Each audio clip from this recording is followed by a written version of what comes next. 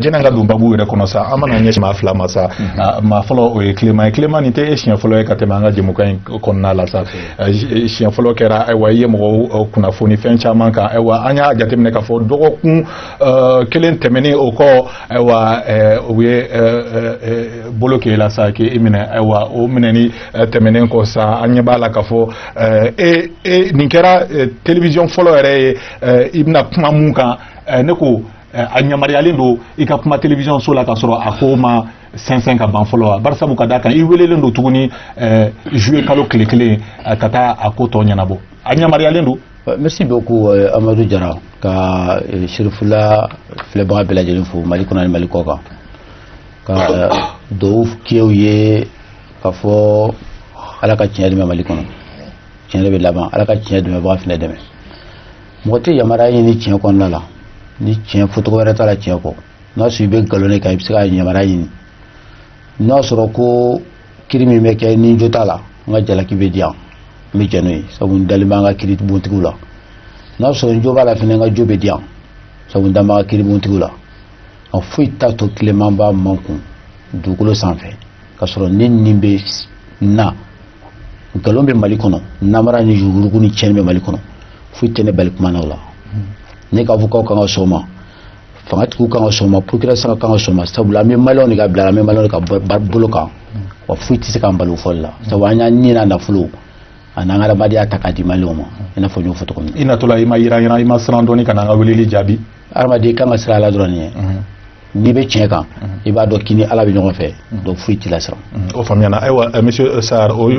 ɲininkali kelen tɛ sa nka an bɛ se k'a fɔ ko tigɛ kɛra e fana kan o nka e t'a ma mɛn komi Clément t'a mɛnna cogo min na bari sabu e t'a danna tile kelen ko ma ayiwa u kun ye i wele bɔgɔ jeninen kan mun de la. Bon ne tun ma wele bɔgɔ jeninen kan maa dɔw de wulila dɔrɔn k'a fɔ ko nun Sarr b'a la ko nin tɔɔrɔ a b'u nin kan a b'a la ka a fɔ k'a ma sɔn jamana taabolo ma k'u b'a bagabaga k'u b'a lagosi nka bamananw ko jɔnmɔgɔla ye kara ye i bɛ jɔ tunu dɔ la i siri fu b'a la polisiw sera ma tɛnɛn'o sɔgɔma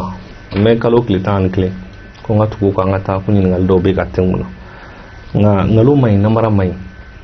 polisiw ye baara kɛ tiɲɛ kan u ye baara kɛ sariya hukumu kɔnɔ an k'u fo k'u barika da o la nka ko in dusumakasi yɔrɔ ye min ye anw bɛ ko kɛ jamana in kɔnɔ an t'an dogo ka kɛ dɛ an b'a kɛ a visage découvert an b'a kɛ sariya hukumu kɔnɔ min ye fanga ye an ko an ti fanga la an ko an ti ni fanga in fɛ an ko a taabolo man ɲi wa an b'o fɔ n'an dafara camancɛ an t'i jɔrɔ parce que an dalen don fɛn min na foyi t'an sɔrɔ ni Ala ma min latigɛ an da kan o ye masa Ala ta ye maa ti se k'o yɛlɛma donc minnu bɛ nin ko in na ko bi olu bɛ fanga la e b'a la bi dɔ de tun b'a la kunun i bɛ bɔ a la sini dɔ wɛrɛ de bɛ na o ni minnu tun b'a la kunun n'olu y'a kɛ tan n'a sɔrɔ bi an tun bɛ kɛ kuma wɛrɛ la donc minnu bɛ nin ko in na an b'a fɔ u ka sabali fanga bɛ se ko bɛɛ la fanga bɛ fanga la nka hakɛ bɛ se fanga la dɛ o faamuyana u bɛ se dɔ la Ala de bɛ se a bɛɛ la donc an bɛ Ala de kɔ. Monsieur Touré ayiwa ka e ɲininka k'a dɔn n'o y'a sɔrɔ k'a fɔ nin taabolo ninnu fana an ka jamana kɔnɔ a kan ka se ka kɛ nin waati ninnu na ka se ka mɔgɔw k'u minɛ k'a kɛ ni i bɛna fɔ ni bagabagali ye ayiwa maa fila ninnu taw ma kɛ kelen ye bari sabu Clément an bɛ tila ka ɲininkali wɛrɛ sɛmɛ Clément na Clément ta o kɔni o ye fo dɔgɔkun 2 sɔrɔ wa e bolo an bɛ bɛɛ jɛ fanga mun na nin kan ka kɛ yan nin wale ninnu kan ka kɛ yan. Merci monsieur Diarra an bɛ jɛɲɔgɔnkɛ fila fo fɔlɔ k'a fɔ an nisɔndiyalen don bi parce que an n'u bɛ kuma la u ka minɛni kɔfɛ an bɛ tanuni kɛ k'a fɔ Ala k'u kisi a basi ma nka n'u Sarr yɛrɛ y'a jira k'a fɔ ko a baara kɛra kɛcogo la o y'ale kɛra bonya kɔnɔ a minɛna a ɲininkara a yira k'a fɔ a nɔ t'a la a bila la Clément fana ta kɛra o hukumu kelen kɔnɔ hali n'o minɛcogo ma ɲɛ o kɔfɛ la minnu y'o kɛ olu de bɛ se k'o jaabi di nka a b'a jira k'a fɔ Mali fana ye démocratie jamana ye parce que bɛɛ bɛ se k'i hakilina fɔ i bɛ fanga la n b'a fɔ n tɛ fanga la min bɛ n kɔnɔ n b'o fɔ min ɲinini dɔrɔn an ka sariya kisɛw bonya an k'a kɛ bonya kɔnɔna la donc moi je pense que démocratie kɔnɔ minɛni b'a la ka minɛ k'a sɔrɔ minɛ kun t'i la o de t'a la donc n'i minɛna ni kun t'a la i bɛ labila a bɛ jira k'a fɔ i ta kun ye tiɲɛ i bɛ blanchi i bɛ bɔ i bɛ continuer ka activités fɛ donc ne bɛ foli kɛ k'a fɔ halisa u ka continuer u ka baara fɛ parce que démocratie ye nin de ye min kan ka kuma ka min fɔ ko fɔ min kan ka fanga baara kɛ k'o kɛ sinɔ a tɛ ɲɛ. O faamuyana. Ayiwa Jara, an bɛ kuma ɲɛsin ale ma sa ni ko minnu ye an ka maa fila ninnu sɔrɔ sa kɔsada in na kelen ta juguyara ni kelen ye. Ayiwa a tɛna se k'a fɔ ko nin bɛna ɲini ka dankari an ka jɛmu fanga in na sa, an ka bɛɛ jɛ fanga ni kuma diyara an b'a fɔ ten cogo la. Bari sabu ka d'a kan maaw wulila ka an ka fanga fɔlɔ min tun bɛ yen nɔ n'o tun ye Musa Tarawele ka fanga ye ko o dafiri o tɛmɛnen de sa an ka jɛmu fanga in nana sa a bɛ fɔ min ma ko liberté d'expression o fana nana. Ayiwa n'a fɔra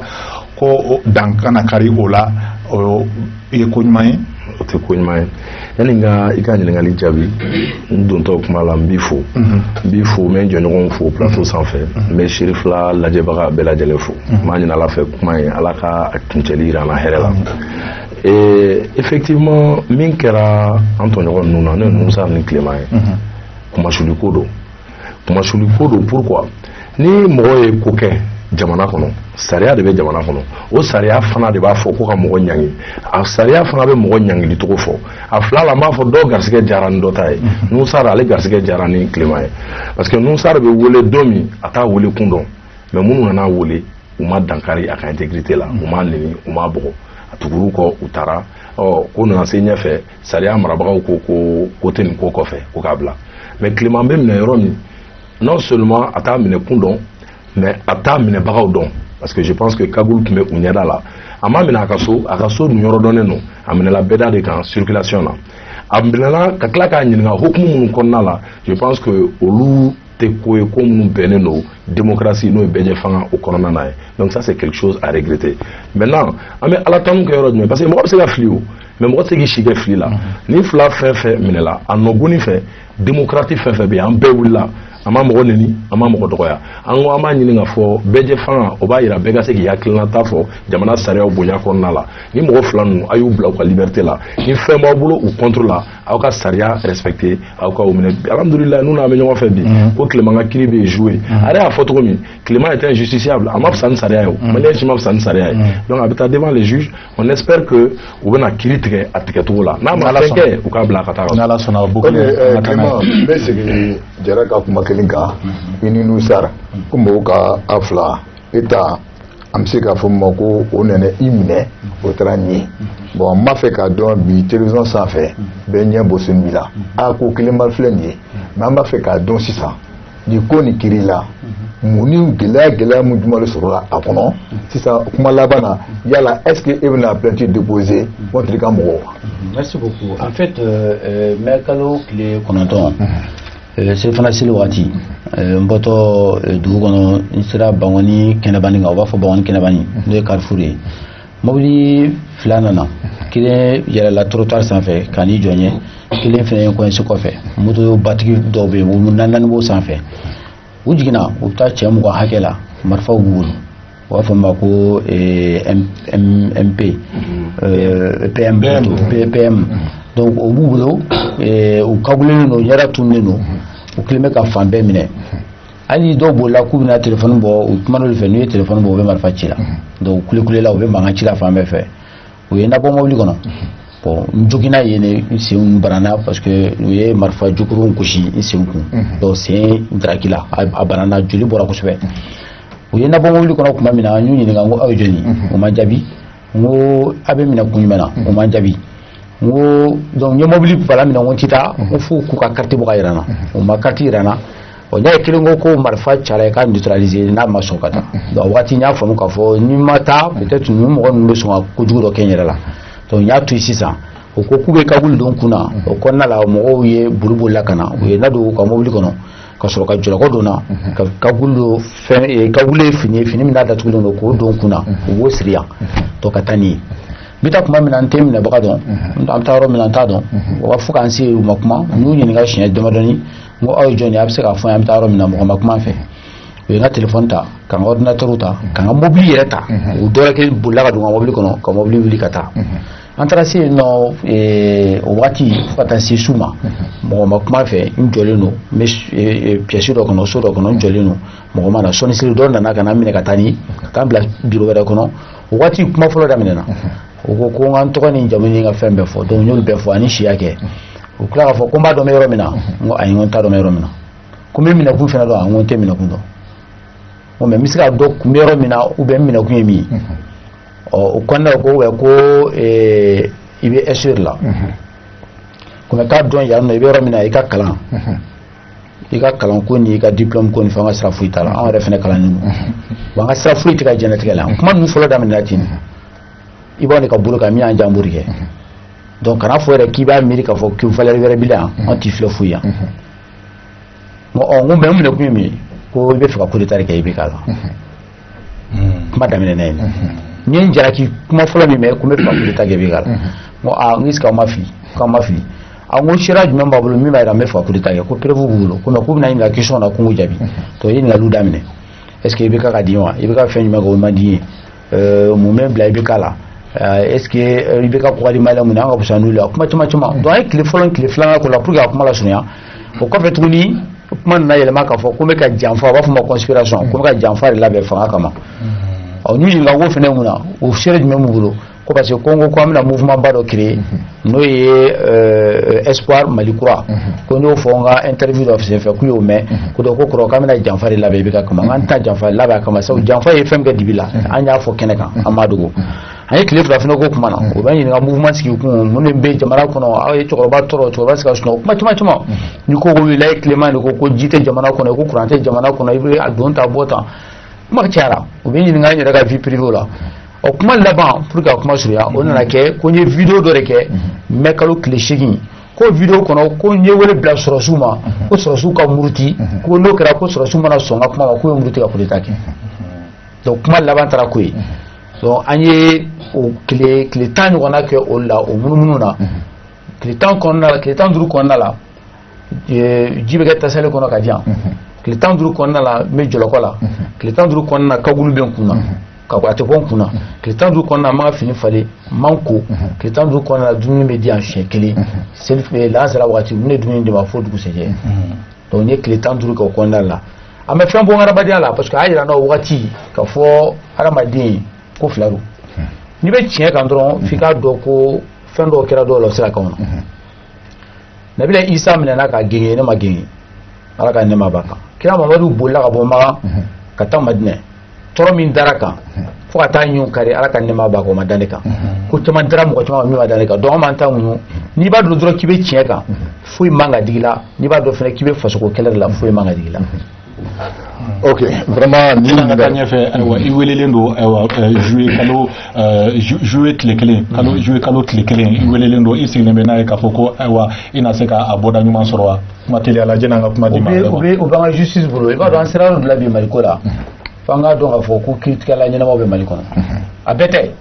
mais f'an k'a dɔn k'a fɔ ko tiɲɛtigiw bɛ Mali kɔnɔ o kiiritigɛla minnu bɛ Mali kɔnɔ n'o ye magistrats ye f'an ka da o la n'i dara mɔgɔ la o bɛ dɔ fara a ka kokɛta kan ne dan bɛ n faso kiiri la a bɔra sira fɛ an bɛ to kiiri kɔfɛ sabu ne b'a dɔn ne ma de ka coup d'état miiri n tɛna kɛ mɔgɔ tɛ donso sɔgɔsɔgɔbatɔ dan kan. Ok, Nusar an bɔra Kilima Danbele la dan b'a fɛ ka na sigi e yɛrɛ kan n b'a dɔn n'i ko Nusar o b'i ka parti ko fɔ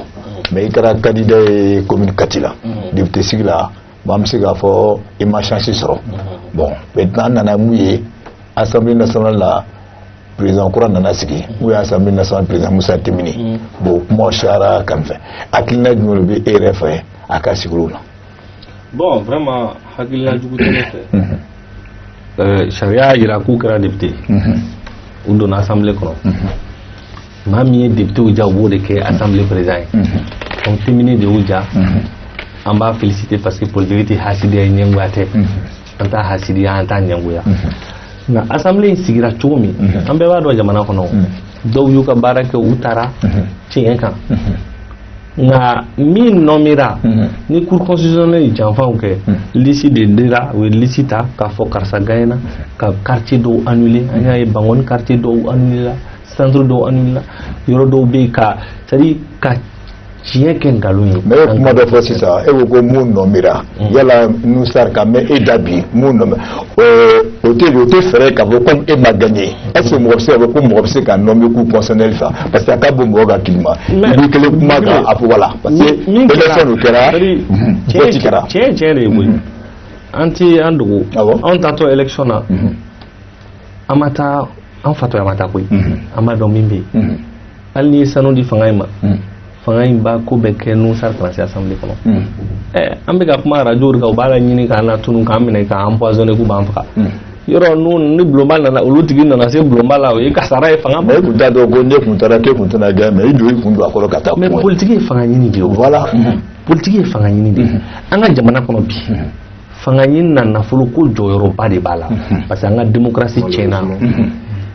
o tɛ politique ye o bi urne kɔnɔ tiɲɛ o ye nafolo tiɲɛ de ye bi urne kɔnɔ tiɲɛ o ye Manasa Daɲɔn ka tiɲɛ de ye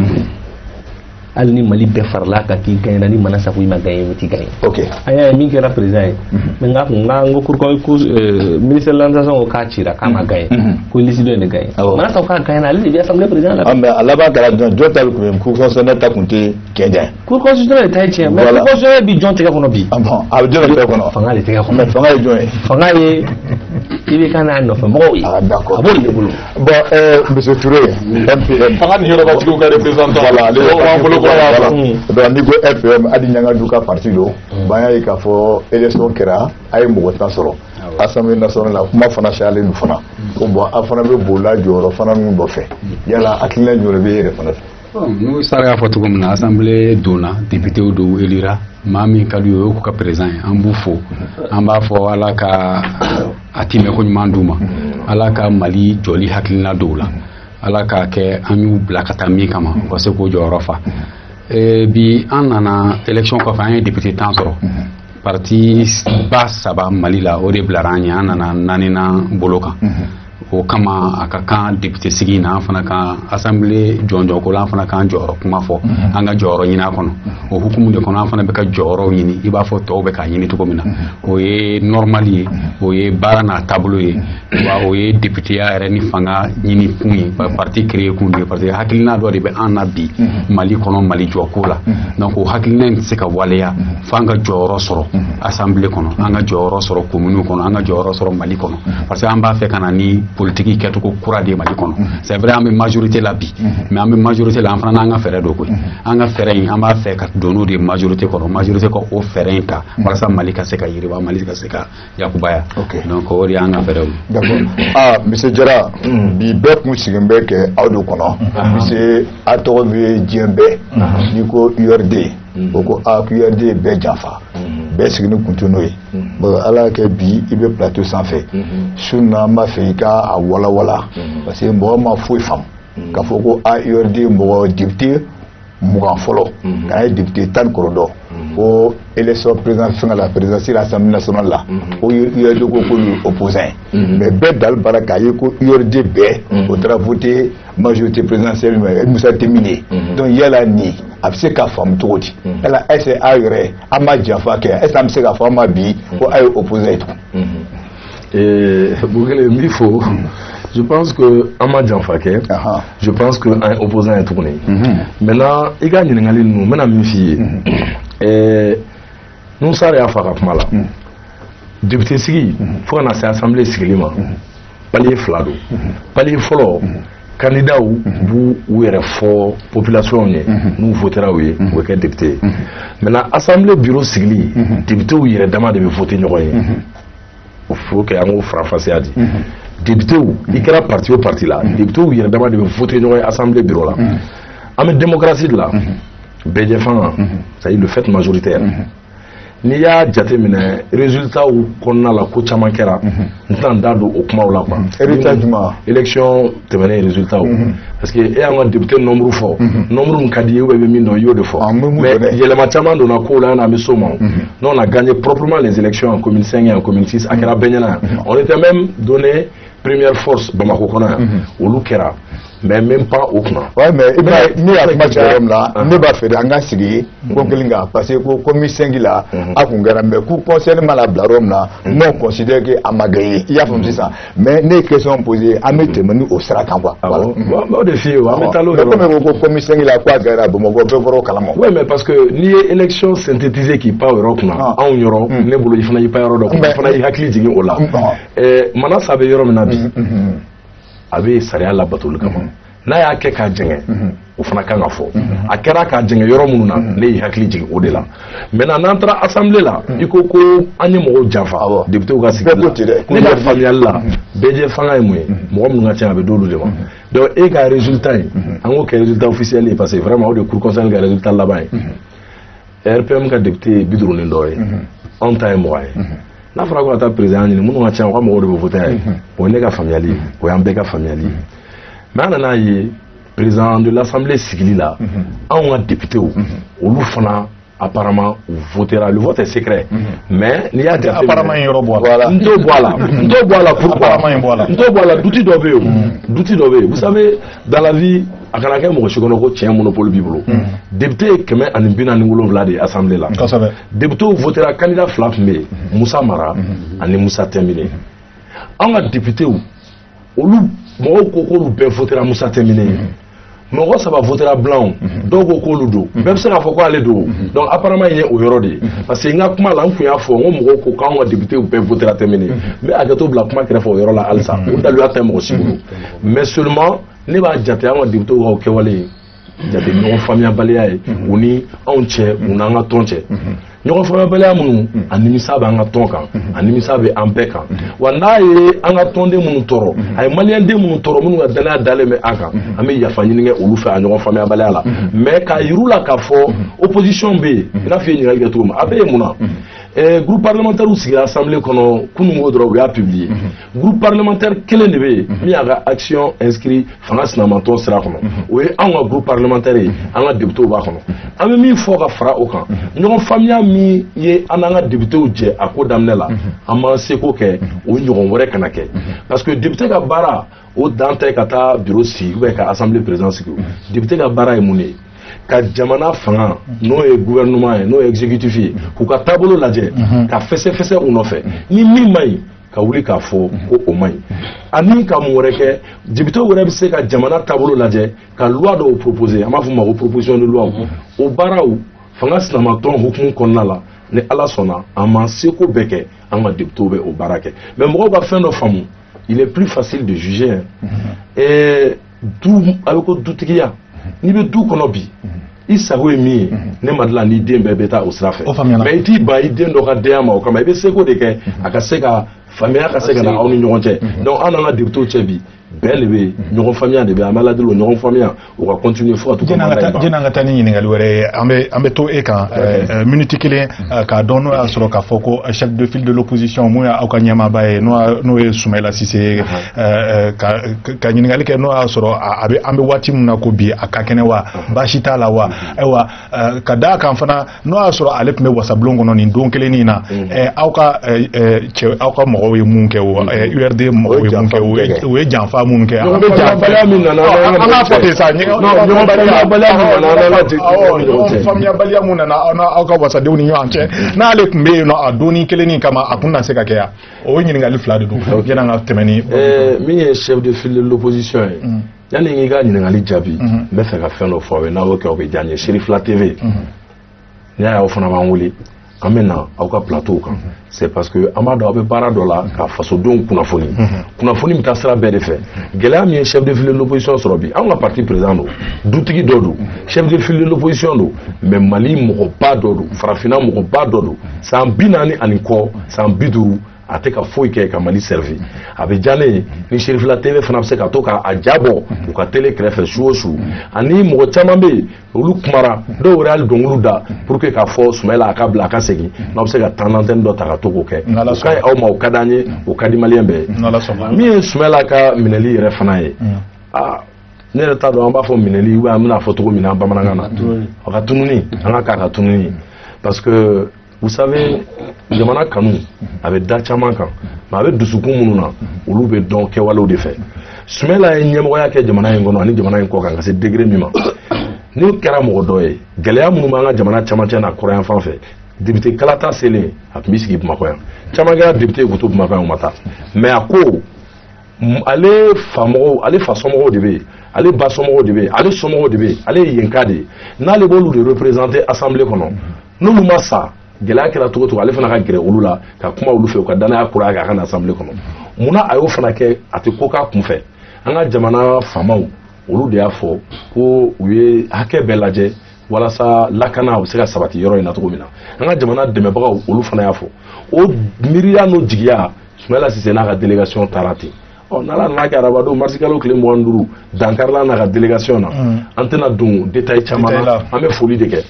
an bɛ foli kɛ pourquoi a don ni bi cɛ bɛɛ de wulila minnu ye maliyɛn ye minnu tɛ maliyɛn ye malgré tout quoi qu'on reproche à nos autorités gouvernement ye sur une crise officielle dɔ sigi wa an b'a dɔn u bɛ baara la hali baara ka suma an ɲɛ kɔrɔ parce que a ka d'an ye u ka redoubler d'effort dɔ kɛra tile 65 kalo 2 ni tile 5 dutigi an ka ɲɛmɔgɔ a kan ka segin ten donc an bɛ foli de lase bɛɛ ma kungurunin kelen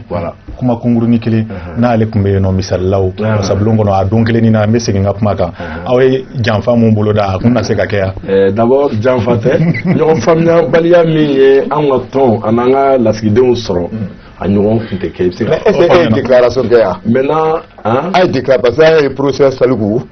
vice président mais a ye déclaration kɛ tigi fila bɛ du kelen na non ni Soumaïla Cissé tɛ yen bi a ka dankan professeur Saliku Sanogo ni professeur Saliku Sanogo kumara a bɛ kuma parti tɔgɔ la an ka parti organisé bɛ cogo di parti bɛ ko jiri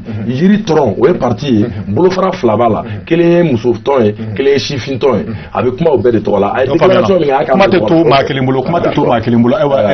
Clément Dambélé jɛna an ka babu filanan in ta sa e bɛ se k'i hakilinata fɔ an ye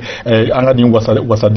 wasadenw kan wa o ni règlement intérieur kura mun tara sa e bɛ se ka dakurubani dɔ fɔ an ɲɛna a ko kan jɛna an ka tɛmɛ ni jɛmukan in babu filanan ba ye barisa ka da kan bɛɛ y'i hakilinata fɔ fɔ a ko nin kan en fait monsieur Jara il faut an ka dɔn fɔlɔ ninnu ye député suffrage jumɛn ye parce que an bɛ ka taa fɔ assemblée mais u nana cogo di Jara bɛ ka yafa deli an fɛ Jara bɛ ka a jɔra fɛn mun na Jara jɔrɔ ye a jɔra la yan'a ka yafa deli f'a k'a dɔn ko u janfara dɔrɔn tɛ u janfara kun jumɛn n'an y'o dɔn dɔrɔn an bɛ ɲɔgɔn faamu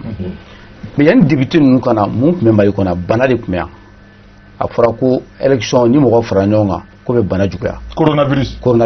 a bɛ senna halisa mais n ko u y'u tugu k'a kɛ o kɔnɔna la fo Boubou Cissé premier ministre o ko bana do bana tɛ k'olu ka élection n'a y'an bɛɛ jan bɛɛ ka sa a m'o fɔ dɛ o de ko a kuma kɔrɔ de coronavirus u fɔ fɛ ne ça veut dire que ayi an ko ko n kɔrɔba ye ne ye philosophie kalan kɛ mais a yera a ma ye élection bɛ kɛ a m'a fɔ ko hali n'an bɛɛ bɛ sa dɛ kana kɛ dɛ e ka ne kɔrɔba ye u b'a fɔ fɛn dɔ ma ko l'épistémologie n'a sɔrɔ ko nin bana in bɛ maa fa n'i ye nin ko in kɛ bana in bɛ se k'i minɛ a bɛ mɔgɔ faga nka ne b'a kɛ o kɔrɔ de ye ko ne b'a kɛ hali n'i ka bana b'i faga a kɔrɔ dɔ ye u b'a fɔ ma philosophie la ko l'épistémologie a kuma kɔrɔ dɔ ye o la ale m'o fɔ mais e de y'o sisan kuma n'a kɔrɔ de don n'i y'a jateminɛ o vote taara ko kɔnɔna la mais o dɔrɔn tɔ ko candidat dɔw yera minnu jalakilen don suɲɛli ko la parti baw y'olu tɔw y'o ta k'olu yanga k'olu bila u ka sanfɛ jamana min kɔnɔ n'a fɔra yugu kɛlɛ bɛ kɛ jamana min kɔnɔ ni président de la République Ibrahim Boubacar Keïta y'i kalima lɔ yan 2014 k'a bɛ yugu kɛlɛ ala tɛ kalo 2 bɔ a ka kuma kɔnɔna la a ko a t'i da don kiriko la wa ni mɔgɔ mɔgɔ ye suɲɛli kɛ ale b'i kɛlɛ fo ka taa diɲɛnatigɛ ban k'i kɛlɛ u lahara jɔ kɛnɛ kan i bɛ ka min t'i jɔ suratu tigɛyɔrɔ la ani maliyɛn bɛɛ bɛ kiri o ye bɛɛ ka kelen o ka parti zone dɔw mɔgɔ dɔw jalakira suɲɛli ko la k'u ye jamana nafolo dun olu yer'o tɛti la fila professeur i bɛ kuma jɛngɛra dɔɔni dɛ n b'a fɛ i ye cɛ min ye mɔgɔ i bɛ kuma na mɔgɔ min t'i kan o tɔgɔ se o tigi tɔgɔ se ka fɔ wa dɔwɛrɛ tɛ Sidiki Nfa Konate accusera anw yɛrɛ ka plateforme fɛ k'a ye miliyari 3 dun bureau de vérificateur général ko a ye wari miliyari 3 dun ORTM na Bakari bɛ kaso la yɔrɔ a ma so tɔgɔ ka fɔ bilen o n'a ɲɔgɔnna caman maintenant Sidiki ta o kisɛ b'aw bolo wa a kisɛ b'an ko plainte bɛ yen a kisɛ b'aw bolo plainte bɛ yen bureau de vérificateur général ka rapport ta jamukan in fana kan n'a nana mɔgɔw ta u tɔgɔ ma a wulibali b'an bolo a hakɛ to Clément kisɛ b'an bolo komi Bokele bɛ n jago a tɔgɔ fɔ n tɛ ne t'o tɔgɔ fɔ mais n bɛ min f'i bi a kisɛ b'an bolo pour que maliyɛnw k'a dɔn k'anw yɛrɛ plainte déposé ka ban a plainte bɛ Mamadu Kasokɛ fɛ yen kuma ma ban a n'a prévu bureau de vérificateur général ka rapport lajɛ Sidiki Nfa Konate tɔgɔ b'a kɔnɔ ORTM ka gestion b'a kɔnɔ maintenant a sabanan jamana min na ni maa b'a fɔ ko zo ka k'i ka dugutigi o kɔfɛ mbarmakɛ ni nga jɔnkɛ jara olu ka parti ani jamana munu olu ko ku jamana kanfɔ a sɔnna RPM ni URD ani parti wɛrɛw n'u farala ɲɔgɔn kan ni a bɛ komi sisan n'i ye fali furu suruku ma k'olu ka den sɔrɔ a bɛ komi sisan n'i ye so ta k'o ni ɲɔgɔn bɛ k'i b'olu koloso ɲɔgɔn na k'olu ka den sɔrɔ an ka parti politique minnu kan ka an bɔ nɔgɔ la minnu kan k'u jɔ an ye an kan ka jigida minnu kan ko minnu bɛ tiɲɛ fɔ an ye ni kɔngɔ banna ni minɔgɔ banna an bɛ taa jigi sɛbɛn minnu kan k'olu ko k'u bɛ se ka jamana mara olu minnu yɛrɛ tɛ ɲɔgɔn kan fɔ k'u kɛlɛ ɲɔgɔn ye k'u tigɛ ɲɔgɔn fɛ olu de taara fara ɲɔgɔn kan yɔrɔw la ko walasa ko jamanadenw ka tugu kɔ o mana bɔ yen élection kɛra u b'a fɔ ma ko fichier électoral n'o ye mɔgɔ tɔgɔ bɛ ye min kan n ko élection tɛmɛnen kɛlɛ kɛra a la k'a fɔ ko élection fichier man ɲi URD yɛrɛ y'a kɛlɛ kɛ ni ma fili fanga sinama tɔn bɛɛ y'a kɛlɛ kɛ ko mɛ ko IBK yɛrɛ ka namara bɔra yen fichier yɛlɛmana fichier ma yɛlɛma nka n bɛɛ tila ka taa don a kɔnɔ ni nkalon ninnu jara ni namara toya ninnu de farala ɲɔgɔn kan ka sɔrɔ ka mɔgɔw nommé u ma député ɲumanw bɛ yen minnu voté kɛra minnu ye tiɲɛna parce que an tɛ se ka bɛɛ jalaki ayi mais dɔw bɛ yen olu nommé na di a fɔra yɔrɔ o yɔrɔ ko mɔgɔw passera n'u tila ka taa mɔgɔw ka tiɲɛ mɔgɔw ka hakɛ kulo dilenw kɔ députéw ma k'olu daraki k'a minɛ u la ka taa liste kura bɔ i b'a fɔ ko wala ɲagami finman ka ɲi bilenman man ɲi k'o bandiya kɛ jamana kɔnɔ k'olu ta ka sɔrɔ ka t'olu bila assemblée kɔnɔ e bɛ mun ɲini namara kɔ mɔgɔ min sigira namara kan i tɛ foyi ɲini jara fo ka taa namara de kɛ wa Mali bɛ ka namara mara de an dun kan ka an jigi sɛmɛ an ka wasaden ninnu de la n'i jigi sɛmɛ foyi la i jigi sɛmɛ i yɛrɛ la an sera yɔrɔ dɔ la i jigi sɛmɛ yɔrɔ la parce que a bɛɛ nkalon namara sueli nkalon an b'a dɔn ko yuguyugu kɛla élection na k'a fɔ ko wari dɔrɔn dira tɛrɛ caman ye wari di mais résultat bɔlen kɔ o yuguyugu bɔnna n'a bɛɛ ye donc ko député bɛɛ ma député ma bɔ député la dɛ député bɛɛ tɛ dɛ n y'a fɔ n bɛ segin a kan député caman sigira tiɲɛ kan URD mais élection ne tɛ URD ka député dɔn mais ne t'a dɔn ka député dɔn ne bɛ min dɔn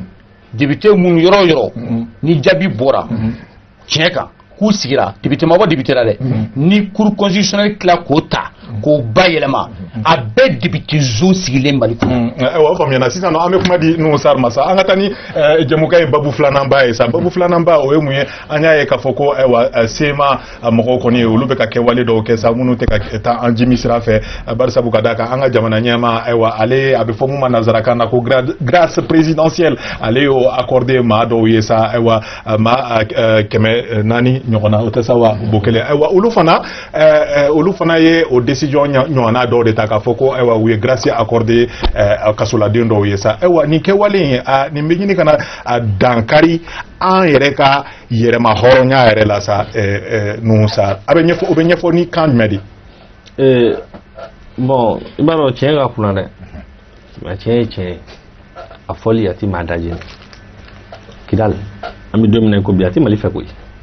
Kidal tɛ Mali yɔrɔ dɔ Kidal bɛ Mali kɔnɔ dɛ bi Kidal bɛ Mali kɔnɔ an bɛ don min na ko bi Mali ka fanga tɛ boli Kidal Mali sago tɛ kɛ Kidal Mali gouvernement sago tɛ kɛ Kidal o de ye tiɲɛ Bilal Aga Sharif ani Sema n'u ka nɔfɛmɔgɔnin ninnu ni tubabu minnu b'u k'u dɛmɛ olu sago de bɛ kɛ Kidal donc o kɔrɔ ye dɔwɛrɛ ye aw se tɛ Kidal la Mali se tɛ Kidal la bi ni maa y'o faamu i ye ko faamu ni m'o faamu a ɲini ka faamu o de ye tiɲɛ o de ye mais député mun bɔra yen dun olu yɛrɛ jumɛn ta mais o bɛɛ tɛ namarako ye vote kɛra Kidal la vote ma kɛ vote kɛra yen député mun olu fana o dɔw de bɛ fisigi dɔrɔn ka fɛnw depuis nin y'a san caman ye n ko député mun bɛ olu fana ta kɛra mais min f'i ye député dɔw bɛ yen Mohamed Agin ta la a ka élection jan tɛmɛnen yanni 2013 tɛ dɛ mais bien avant ça mais n ko a ka centre yɛrɛ kɔnɔ mɔgɔ 5 de votera a ka circonscription bɛɛ la mɔgɔ 5 de votera 4 votera ale ye kelen bulletin nul kɛ nka vote a sigira donc vote tɛ yen yɔrɔ ninnu na o an kana ɲɔgɔn dɛ donc ninnu bɛ Mali filɛ dogo na u bɛ k'an ka député u bɛ na musakanin min kan ka sɔrɔ assemblée kɔnɔ u b'o sɔrɔ information min kan ka sɔrɔ n'o ye secret d'état ni fɛnw ye u b'olu sɔrɔ u b'o la remonter en fait an b'o ko de kɔnɔ donc nin ye ko ye min b'a jira k'a fɔ ko anw ye min fɔ kunun accord d'Alger ma o kelen don koyi Mali tilali ko de bɛ senna u ye Mali tila parce que décret prendre un décret pour gracier c'est un acte d'état constitution de b'o fɔ constitution de b'a yamaruya i bɛ ka karisa mana don kaso la hali n'a ye Mali bɛɛ faga e bɛ se k'a fɔ karisa bɔ n'i gracier ka taa nka Bilal y'o kɛ maa tɛ se bokile e tɛ se ka taa Kidal bi ni Bilal ka yamaruya tɛ o jɛlen don nka n'a y'i diya i bɛ wuli i bɛ taa Sikaso i bɛ taa Kayi i bɛ taa Segu Jara tɛ se ka taa Kidal bi donc an y'a ye sungun médecin wulila ka taa ko coronavirus kɛ Bilal ko k'u t'i dɔn parce que ale de ta ye yɔrɔ ye o fana bɛ ka kɛwale ninnu na olu de ta ye yɔrɔ a ma fɔ an ɲɛna yan nɔ ministre des affaires étrangères ma wuli k'a fɔ Facebook kan ko le Mali retient son souffle jama a y'aw mada Mali armée bɛ ka segin ka taa Kidal o bɛ min bi an ka sɔrɔsiw bɛ a kun daminɛna an ka cɛdenw kun donna an ka cɛdenw donna o donna o ma gɛn yan bi cɛden kelen Mali cɛden kelen bɛ yen sema mɔgɔ minnu tun b'a la u bɛɛ ma segin kɔ ka t'u ka sema ko la ka t'u ka terrorisme ko ninnu na o faamuyana donc an kana ɲɔgɔn nɛgɛ maliyɛnw a bɛ wuli de ka Kidal lasegin so a y'an ja bi an b'a kɛ a m'an ja bi an b'a kɛ o de ye hɔrɔnya ye o de ye danbe o de ye yɛrɛwoloya ye Kidal bɛ segin so cogo min an b'o kɛlɛ Touré ne ko e hakilinata ni Sara hakilinata ye kelen wa bari sabu ka d'a kan ni i ko k'i bɛ ayiwa ka mɔgɔw ka grâce di mɔgɔw ma o k'a sɔrɔ kasoladenw yɛrɛ b'i bolo wa ayiwa Kidal yɛrɛ a bɛ Mali bolo Kidal bɛ Mali kɔnɔ o kɔni nɔgɔ tɛ o kuma la nɔgɔ foyi t'o la Kidal ye Mali ye bi Kidal ye Mali ye sini kɔrɔ Bokole y'a fɔ cogo min n'i y'a ye o sɔnna élection ka kɛ a kɛra ka ɲɛ o a ma kɛ ka ɲɛ o Mali élection de kun don ni Mali tɛ yɔrɔ Mali élection ma kɛ Bobo Dioulasso Mali député ma bɔ Bobo Dioulasso hali n'a kun ma kɛ ka ɲɛ a ma kɛ donc Kidal ye Mali ye bi Kidal ye Mali ye sini ale min y'a sɛbɛn ale b'a dɔn Mali don mais ɲɔkalaso bolibaga o b'a yɛrɛ de kan maa bɛ se ka maa bali k'i hakilina fɔ ne bɛ se ka n sigi bi ka papier ta k'a sɛbɛn ko n ye karisa ni karisa bila et que n ka maliyɛnw sɔrɔ olu k'o ta u yɛrɛ bɛ k'a yanga k'a feere donc u bɛ ka bɔ ni ne kan u bɛ ka n ka baara kɛ nɔ la Kidal sɛma deginen do de la u bɛ propagande de la ni tubabu b'a wele propagande olu bɛ se o de la u b'o de kɛ pour que ka enchère la yɛlɛ walasa tubabuw ka na olu k'u ka sɔrɔ ta sɔrɔ olu ye commerçant de ye u ka commerce u b'a jago kɛ cogo min na u bɛ marketing kɛ cogo min na u b'o kɛ ten de donc olu ka baara de ye nin ye u b'u ka baara de la mais mɔgɔ min dangari min kan ka k'u la Mali état fɛ a bɛɛ tɛ kɛ kɛnɛma minnu kan ka kɛ jukɔrɔ olu bɛ kɛ jukɔrɔ communiqué min kan ka kɛ état y'o kɛ communauté internationale état y'o interpellé o min y'an sigi ka kuma k'a fɔ ninnu ye malidenw de ye u tɛ bɔ Mali kɔnɔ bi u tɛ bɔ a kɔnɔ sini nka hakɛ dɔ b'u ye a y'o hakɛ k'u ye an ka jɛ ka fara ɲɔgɔn kan an ka Mali in dilan a ka segin dɔɔni dɔɔni o dɔɔni dɔɔni kɔnɔ ni minnu bɔra o hukumu kɔnɔ communauté internationale fana ka kan k'o tigi wele k'a fɔ ha i ye dan sago segin i nɔ la i k'a kɛ tan mais a ka kan an maliyɛnw fana an k'a dɔn an kan ka fɛn min y'an kan ani an man ka fɛn min y'an kan parce que an bɛ y'an di fɛn dɔw ma fo ka t'u se yɔrɔ la u kun tɛ se yɔrɔ min na n'an m'u lase yen. o faamuyana ayiwa Jara n'i ye ninnu ka kumakan fila lamɛn sa an b'a dɔn k'a fɔ ko Nuhu Sar ni monsieur Touré kɔni u tɛ ka ɲɔgɔn ka kan fɔ nka e yɛrɛ ka jateminɛ la o ayiwa CMA ka ninnu kɛwale ninnu o t'a jira k'a fɔ ko ayiwa u bɛ ka dalakɔrɔbɔli de kɛ sa ka a ɲɛsin an ka jamana ɲɛmaaw ma ayiwa dalakɔrɔbɔli mun fana don ayiwa kojugu don bari sabu ka d'a kan halisa an bɛɛ b'a dɔn k'a fɔ ko Kidal kɔni ye Mali de a ka d'an bɛɛ Kidal ka kɛ Mali de ye a ka d'an bɛɛ ye ka d'an bɛɛ Kidal ka kɛ Mali ye c'est-à-dire sur un plan géographique Kidal bɛ Mali kɔnɔ n'a fɔra i ye plateau in sanfɛ est-ce que Mali ka fanga min bɛ ka boli Bamakɔ ni Segu o ɲɔgɔn bɛ ka boli Kidal kan an kana nɔgɔ siɲɛ ka kɛ bin kan u bɛ nin wale min kɛ dalakɔrɔbɔli tɛ ne t'a jate dalakɔrɔbɔli ye dalakɔrɔbɔli ka dɔgɔn a ko la ça me pousse ka taa miiri ka taa kɔfɛ dɔɔni bɛnkan sɛbɛn min n'a a ju minɛla Alger ka na laban Bamakɔ yan accord issu machin voilà pour la réconciliation et la paix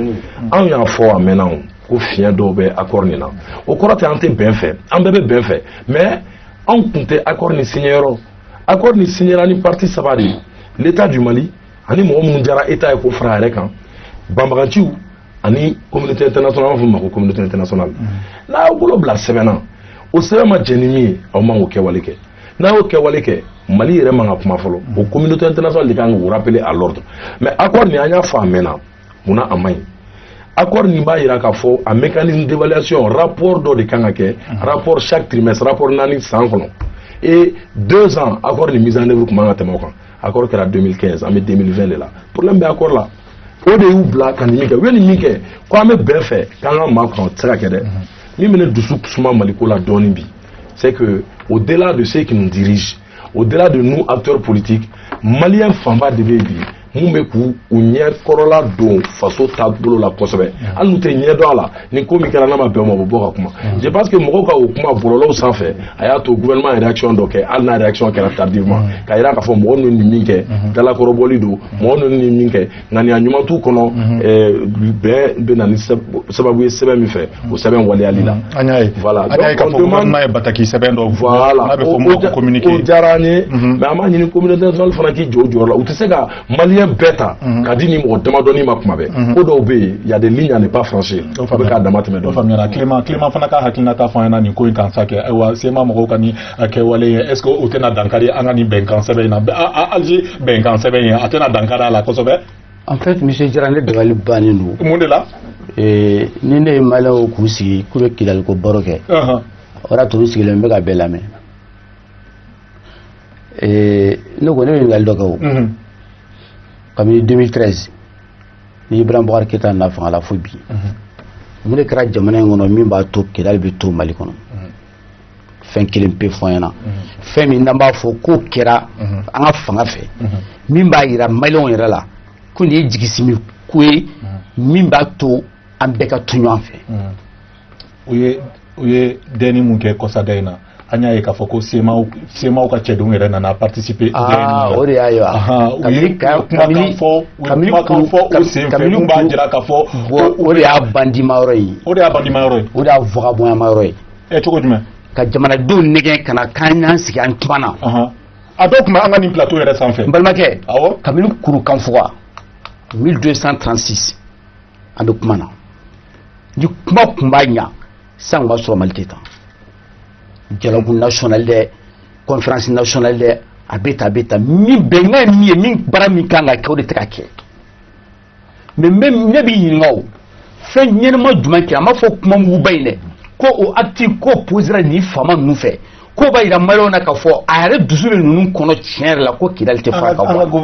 ka gouverneur sigira Kidali an ka gouverneur Mali drapeau yangara Kidali an ka cɛdenw fana donna Kidali hali n'o y'a sɔrɔ Moussa bɛ k'a fɔ ayiwa gouverneur bɛ na u bɛ ka bɔ o fana i bɛ fɛ ka cɛ fiyɛ tiɲɛ an bɛ tiɲɛ de nɔfɛ jamana o jamana kɔnɔ ni e bɛ k'a fɔ k'i bɛ armée min bila ka taa sɔrɔsiw n'u ka nafolo bɛ dun i bɛ k'a to e ka sɔrɔsi jalabatigiw minnu bɛ yen n'olu bɛ se ka fanga kɛ n'olu bɛɛ dan bɛ Bamakɔ damu la yan i bɛ Kidali to yen kelen filanan jamana o jamana kɔnɔ ni fantanw yɛrɛ ka hakɛ bɛ dun miliyari 250 bɛ dun i bɛ Kidali to yen jamana o jamana kɔnɔ kuran maa 100 o maa 100 maa 30 o yɛrɛ maa 30 kuran bɛ tigɛ ko 6 de kɛ i bɛ Kidali to yen jamana o jamana kɔnɔ sira tɛ yen i bɛ Kidali ko to yen i bɛ Kidali problème dɔn wa Kidali problème ɲɔgɔnna bɛ Kayi Kidali problème ɲɔgɔnna bɛ Sikaso Kidali problème ɲɔgɔnna bɛ Bamakɔ yan faamaw ma ɲi u tɛ se Kidali ko dɔrɔn tɛ koyi an yɛrɛ ka gouvernement y'a don mɔgɔw kunna ko Kidali perdira yali i t'a baro mɛn duruni kɔnɔ o bɛ sotaramani kɔnɔ bilen kelen filanan u y'a daminɛ u y'a bandiya kelen kɛ Mali centre la Moti mara la ko dɔngɔnɔ ni filaw bɛ kɛlɛ la ka t'o ko monter ka n'o kɛ djihadiste ko ye ka n'o ban an yɛrɛ sɔnna ma sisan kabini ne y'a ye 26 mars kɔfɛ quartier dɔ bɛ yen ko Kidali kurani kabini n'i y'o mɛn kulo la ka taa se yen k'a ye minnu bɛ Kidali olu bɛ boli bɛ ka n'u da ye kabini yen b'a dɔn k'anw yɛrɛ ka faamaw sɔnna ma k'u jɛra Kidali kɔ nka a tɔ tora sisan u k'a don maliyɛnw kunna maliyɛnw ka sɔn a ma k'a fɔ k'a ko banna o de y'a to i tɛ Kidali kuma mɛn mɔgɔ da bilen maintenant fo sisan ni mɔgɔ minnu mago bɛ wari la olu bɛ bɔ ka geste dɔw kɛ ko dɔw kɛ wari bɛ peser ka taa di ni mɔgɔ dɔ y'a ko dɔ fɔ o bɛ kɛ tan f'an ka tiɲɛ fɔ ɲɔgɔn ye Mali la yan Mali problème a bɛ Mali kɔnɔ yan. mais monsieur Tola Mali b'a k'i ɲininka yɔrɔ min na o e ye kumaba nin bɛɛ fɔ n'o ko bi Clément na kuma fasoden e b'a fɛ mun de fɛɛrɛ jumɛn de kan ka tigɛ nin na n'an ka m'e yɛrɛ ɲininka. ni ko ka fɛɛrɛ tigɛ sisan Kidali ko a bɛ accord d'Alger in ta a b'a di maliyɛnw ma accord d'Alger min u taara ka t'u yɛrɛ kalifa Algérie an y'a ye prince ta ka di Algérie de ma an kungo taara foyi o accord d'Alger bɛ ta sisan k'a ɲɛfɔ maliyɛnw ɲɛna parce que an yɛrɛ t'a dɔn accord d'Alger ye min ye u b'a bɛɛ k'u ka tɔkan vagabond kuma ninnu na n'u y'a fɔ maliyɛnw ye fɛn min don est-ce qu'an sɔnna an ma sɔn yɔrɔ jumɛn ka yɔrɔ jumɛn man ɲi n'o lajɛra la n'an bɛnn'o kan n'an bɛɛ bɛ sa an bɛɛ bɛ sa n'an bɛɛ bɛ balo an bɛ balo nka Kidali tɛ fara ka bɔ Mali la bi. o faamuyana nka Clément ni jateminɛ kɛra mais komi a kɛlen don janfa yɛrɛ mɔgɔ yɛrɛ kungo fɔ baga n'o y'i janfa i bɛ bɔ o la tugun. Clément ayiwa ni plateau in sanfɛ e kɔni ye ɲɛmaa ye sa a bɛ fɔ mun ma PCC nka n'i y'i ka kumaw jateminɛ a bɛ n'a fɔ politique kuma bɛ ka caya i ka kuma la. n'an ɲininka politique question na ne politique kuma fɔ yɛrɛ. i ye politique maa de ye bari sabu ka d'a kan français kɔnɔ ayiwa n'o sar tun bɛ k'a fɔ ko Philippe mɛ ne ka kuma la e ye politique maa ye wa e tɛ politique maa ye. ne ka jugu ni politique mɔgɔ ye. e ka jugu ni sira jumɛn fɛ. ne ka jugu ni politique mɔgɔ ye. sira jumɛn fɛ. pourquoi parce que n'a sɔrɔ ko politique kun de ka taa parti créer i bɛna bɔ politicien la. ni politique kun de k'i f'i ka taa don parti dɔ la kabini Ala k'an dan b'a don a la mais ni politique de k'i faso ka di ye fɛɛrɛ dɔ b'i kɔnɔ n'i bɛ fɛ k'o bila ɲɛfɛ ko faso ka jɔ n'o de ye politique ye ne yɛrɛ ka jugu ni politicien ye. o faamuyana ayiwa sisan nɔ kɔni an ka réalisateur ba bɔra k'a fɔ an ɲɛna ayiwa n'o sar tun bɛ fɛ ka fɛn dɔ d'a kan dɛ teliya la jinɛ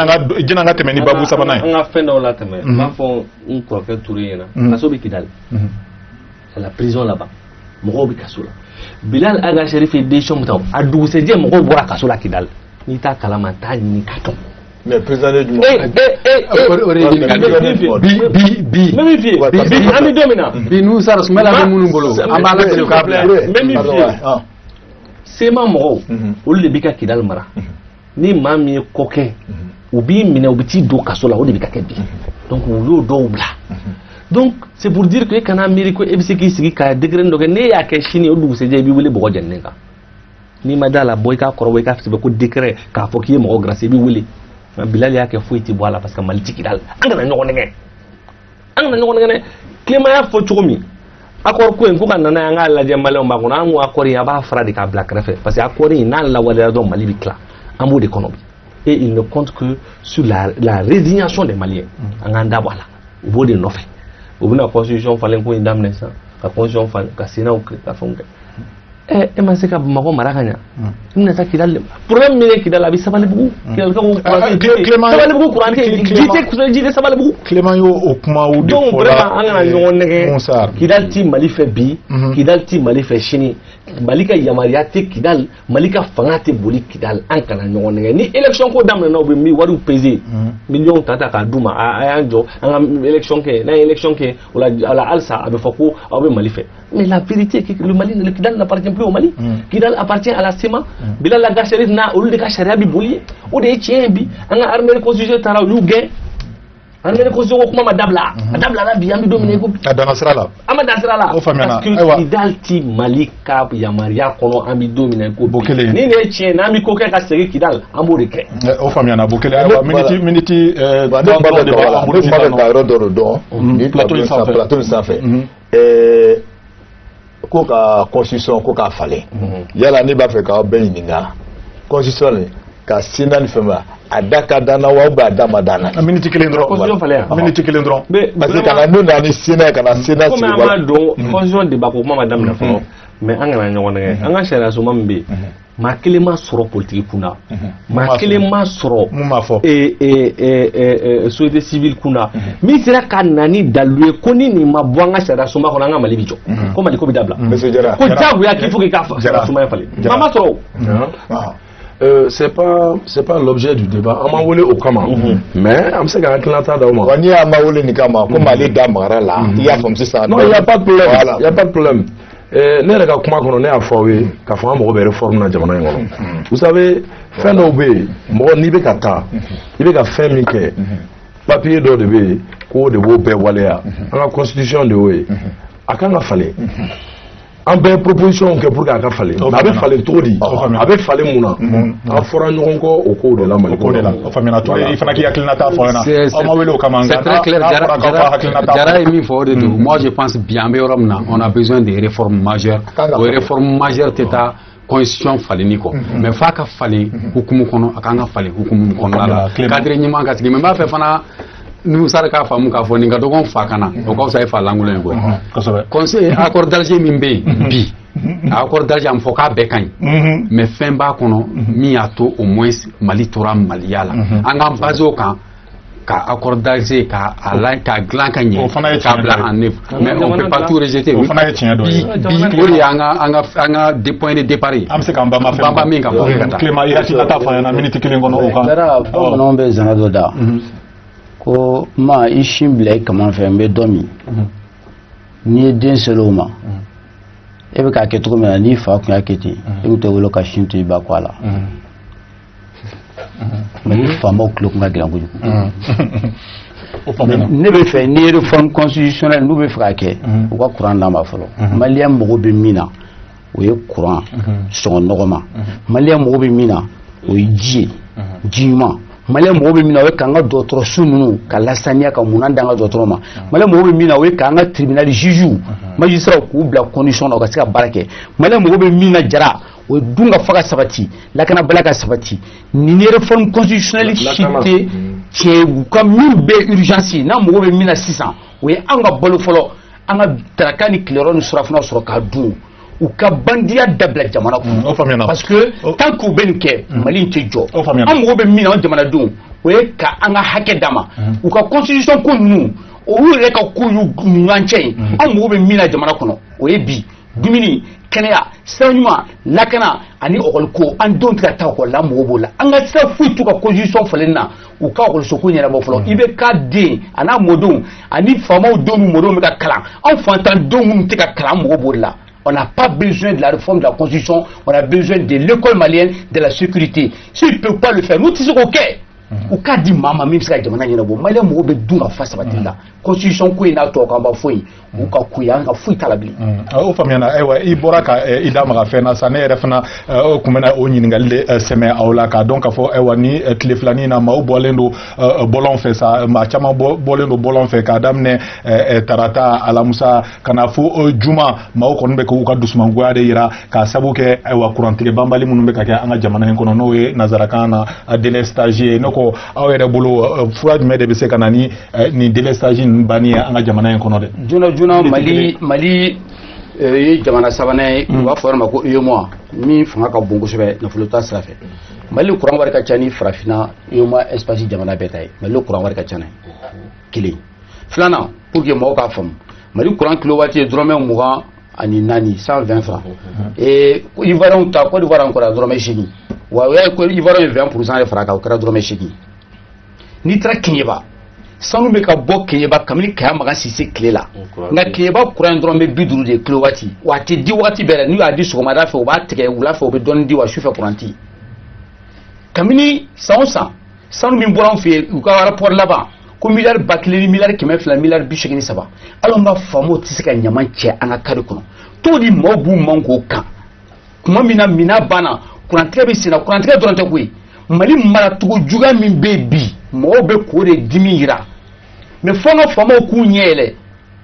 tuma min na ni jamana ɲɛmaa yɛrɛ b'a fɔ Jara k'a bɛ dɔ bɔ kuransɔngɔ na k'a sɔrɔ a t'a dɔn ko kuran de tɛ fantanw fɛ yen k'a bɛ dɔ bɔ ji sɔngɔ la a t'a dɔn ko ji de tɛ fantanw fɛ yen k'an k'an tigɛ ko siɲɛ 5 tile kɔnɔ ko coronavirus bɛ yen n ko ji min t'an bolo n'i y'a n'an ka fanga fɔlen ɲɔgɔn kɔ ye o b'a yɛrɛ k'a fɔ ko faama a tɛ jamana yɛrɛ dɔn a bɛ ka jamana mara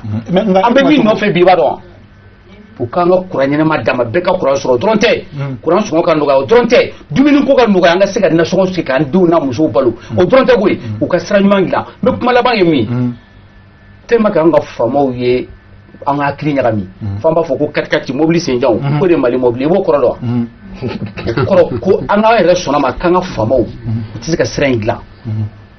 an yɛrɛ sɔnna ma k'an ka faamaw dɛsɛra fo an yɛrɛ sɔnna k'an adapté o la ka sɔrɔ ka taa ko mobili 4x4 de Mali mobili n'i y'o ye jamana kɔnɔ o ye tiɲɛni an ka faamaw n'u dɛsɛra u ka fanga di jamanadenw ma jamanadenw ni fɛn kalifa la n'i tɛ se min y'a kalifa la a da tigi ma. Clément e bɛ kɛlɛ mun na kabini waati jan ayiwa n'o ye yuruguyurugu kɛlɛ ye ayiwa n'o ye chômage kɛlɛ ye nka n'an y'i ka discours lamɛn fana sa an tɛna fɔ ko État bɛ ɲini ka na kɛ IBK ko dɔrɔn ye dɛ ayiwa i minɛna ka da sababu mun kan fana u bɛ k'i siga mun na n'o y'a sɔrɔ coup d'état kɛra jamana in kɔnɔ bi bi in na e k'o tɛna kɛ e fɛla ye. IBK ne juguya foyi tɛ ne ni IBK cɛ.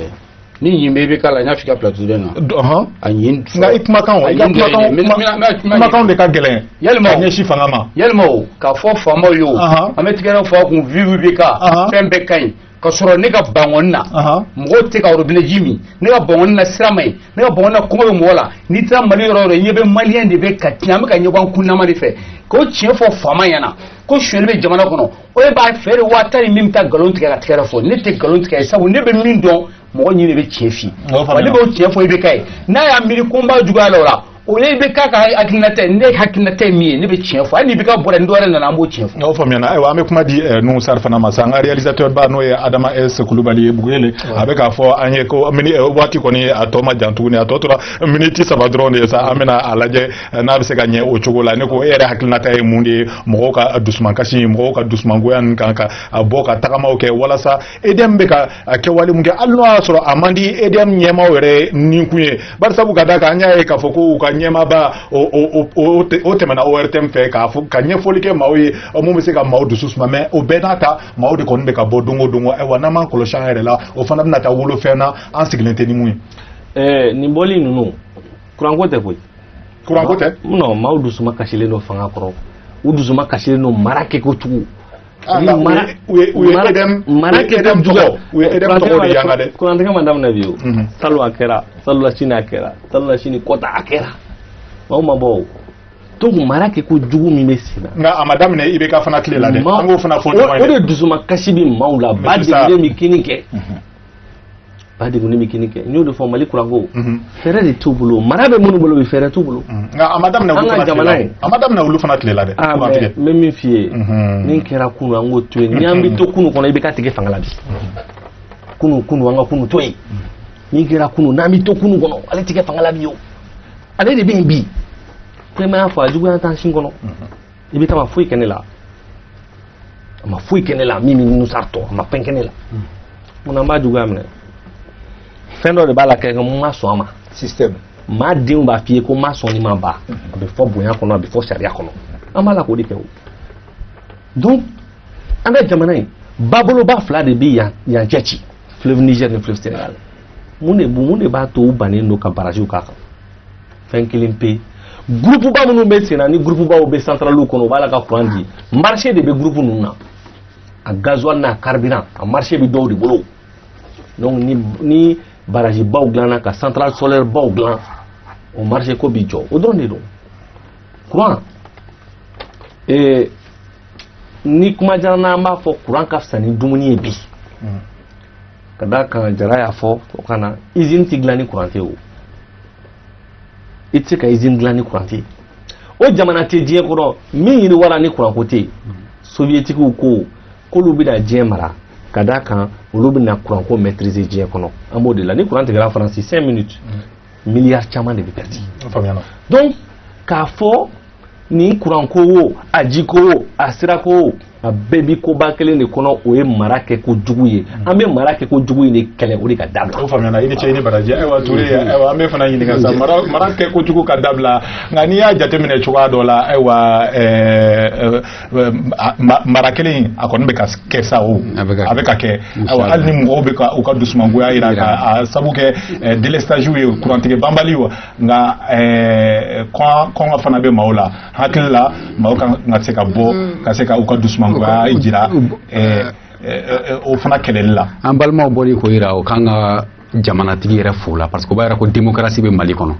ni min kɛrila n'a ma bɛn i bɛ bɔ i b'o fɔ u bɔra u y'u ka dusumankasi yira a mɛnna mais fanga bɛ mara fana jamana bɛ jɔ fɛn o fɛn n'i b'a kɛ i b'a kɛ ni priorité de an fɔ ko énergie courant bi a tigɛli kan a tigɛli man ɲi Mali Bamako tɛmɛna o phase kan u bɛ ka ɲɛɲini a la nka priorité ko de don Clément y'a fɔ yan ni kumakan na dun ka fa bi sabatili Mali fantan 4 kɔnɔ sɛnɛkɛlaw ka se ka sɛnɛ kɛ ka ɲɛ an bɛɛ ka se ka lakana ka ɲɛ an ka santé ka se ka basigi ka ɲɛ olu ye priorité ye minnu bɛna courant ko ɲɛ mais o t'a yira k'a fɔ courant ko tɛ priorité o fɛ a fana b'a la mais a ka kan bɛɛ k'i jɔyɔrɔ fa bi Clément société civile ale ye lanceur d'alerte de a bɛ alerte minnu lancer tan a b'a to fanga fana bɛ réorienter k'a yira k'a fɔ énergie a ka kan sa an ka ba don a fana na pour que jamana ka se ka sigi mais énergie do énergie tɛ jamana bɛ développer mais a bɛ jamana développement de fɛ a ka kan a ka ba sigi pour que jamana développement ka se ka parfait France bɛ niveau min na bi Mali t'o niveau la ni France comparer Mali la i bɛ fili koyi maliyɛn bɛ sini kini de nɔfɛ dɛ a y'a fɔ cogo min na bamanankaw b'u ka sira de nɔfɛ koyi citerne min bɛ taa ni ji bɛ robinet ka taa o b'o de nɔfɛ fɔlɔ o tɛ courant ko fɔlɔ koyi donc o de kama minnu bɛ ka bɔ u b'u ka jo kan nka ka kɛ ni hakili ye fana an k'a dɔn k'a fɔ fɛn dɔw bɛ sigi sigi ɲɔgɔn kan pour que a ka ɲɛ an kana hakili bila dusu ɲɛ fɛn bɛɛ la i ni ce i ni baraji ayiwa Jarakɛ kuma cɛ laban bi i fana bolo sa i ka hakilinata bɛ se ka kɛ mun de ye ayiwa ninnu taama ninnu ayiwa ninnu dusumangoya wale ninnu fɛ ka a sabu kɛ délestage ye nin wale ninnu ye ko ye mɔgɔw tun kan ka sigi ni wale min ye les gens ont raison mɔgɔw b'u jo de fɛ vous savez courant ye mɔgɔ ka ɲɛnamaya fɛn dɔ de ye n bɛ segin a kan i ye kuma in fɔ cogo o cogo courant tɛ yelen dɔrɔn ye courant ye mɔgɔ ka ɲɛnamaya fɛn dɔ ye an ka diɲɛlatigɛ fɛn bɛɛ bɛ tɛmɛ courant de fɛ an indépendance ta mɛnna koyi k'a fɔ ko courant problème bɛ yanni bi cɛ Nusar ka kuma don kun kuma an kan'o fɔ mɔgɔ min bɛ yen bi a bɛ yen bi de pour que k'a dilan n'i ye énergie lajɛ société de don État ka part b'a la mais société de don